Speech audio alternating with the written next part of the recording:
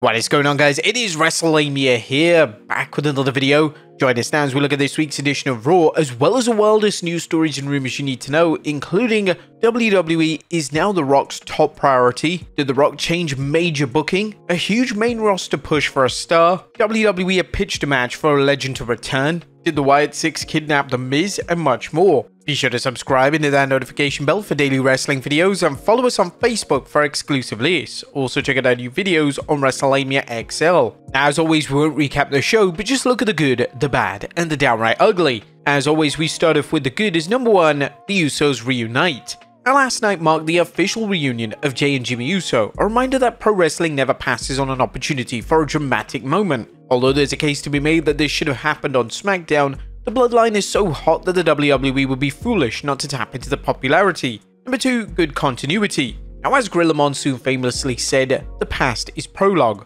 Or was that William Shakespeare? Anyway, the WWE continues to masterfully blend past storylines into current ones, as seen by Sami Zayn reminding Jey Uso of the mind games he suffered during his time with the bloodline. This makes sense, especially since Sami experienced them himself and he's looking out for his friend. Things also took an odd turn where Sami Zayn was seen speaking with Solo Sikoa, which was likely Zayn's effort to reconcile the bloodline, but that will be a far more dangerous turn. Number 3, The Miz's Devil's Bargain. The Miz has quickly realized he's in over his head, as Karrion Kross reminded the A-lister he now works for the Final Testament. The Miz, never the most courageous of wrestlers even as a babyface, is way out of his element and has to deal with the ramifications of making a deal with the devil after the Final Testament saved him from the Wyatt Six. What could have been an average storyline now has depth, as The Miz finds himself stuck between the Final Testament and the Wyatt Six, with having to wonder if he can weasel his way out. Number 4, another wild brawl with Rollins and Reed. And when in doubt, have wrestlers beat the tar out of each other. This time-tested method came through again last night, as Seth Rollins and Bronson Reed had a wild brawl outside the Giant Center in Hershey, Pennsylvania.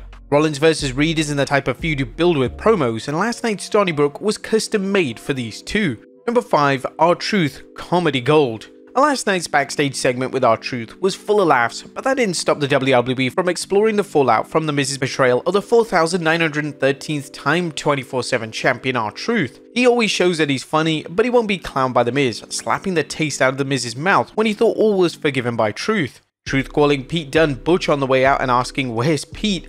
shows how Truth can shift gears from drama to comedy without blinking. Number 6, a well-deserved W for the War Raiders. Last night's triple threat match was a barn burner fans expected, as the WWE gave the New Day, the LWO's Rey Mysterio and Dragon Lee, and the War Raiders time to entertain the fans with their dynamic styles. They also used the match to further Xavier Woods' heel turn, as he used heel tactics during the match. And best of all, the War Raiders got the win, a well-deserved one, as they spent far too long putting over teams when they should be leading the tag division. The ease the Raiders showed at working against speedy and high-flying opponents is further evidence that they're deserving of a run as tag team champions. But that was good. What about the bad? As number 1, a mid-show.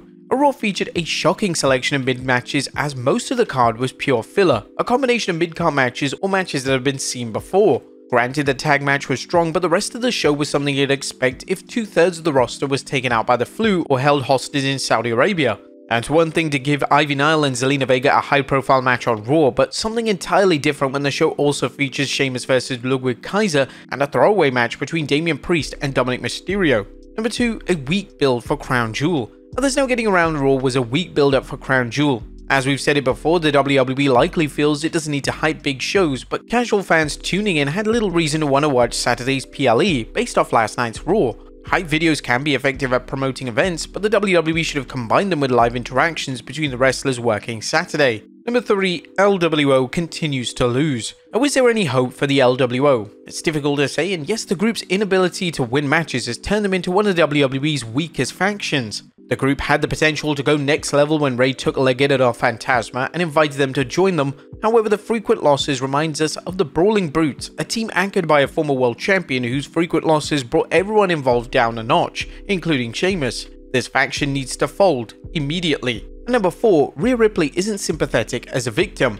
But the WWE's decision to paint Rhea Ripley as a victim against heels Liv Morgan and Raquel Rodriguez is nonsensical. The idea that Liv and Raquel's beef against Rhea is groundless doesn't hold up when you recall the Eradicator made both superstars' lives miserable when she was a heel and they were faces. This approach also makes Ripley look weak, as she seeks sympathy from the fans. The better approach would be for Rhea to double down and tell both heels that if they thought she was dangerous before, they were in for a proverbial world of hurt. Now, there was nothing downright ugly. Raw's matches were surprisingly mediocre, especially for a go-home show.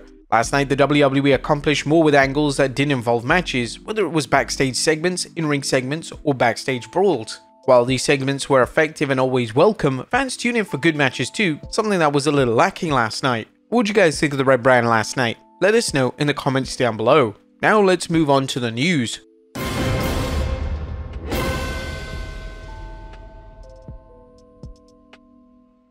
Our first story looks at WWE is The Rock's top priority. Atop of today's news are stories concerning The Rock's future in WWE. While it's believed that The Rock's deal with TKO Holdings requires him to wrestle a set amount of matches, the latest news clarifies this, as first up, The Rock's future appearances. A Fightful Select recently discussed whether The Rock will appear at WrestleMania, which so far appears to be the plan. The report reveals sources within WWE claim that the company is a priority for The Rock, and he's expected in the fold here and there in sporadic fashion. Higher-ups that Fightful spoke to said that The Rock has made it clear he's part of the family and will appear when he's available. This statement lends support to the idea about The Rock making key appearances to forward storylines and to build suspense. Indeed, his appearance at Bad Blood launched a fury of online guessing about what it meant, with The Rock's hand gesture hinting at a possible triple threat involving him, Cody, and Roman Reigns. Next up, did The Rock change a major booking?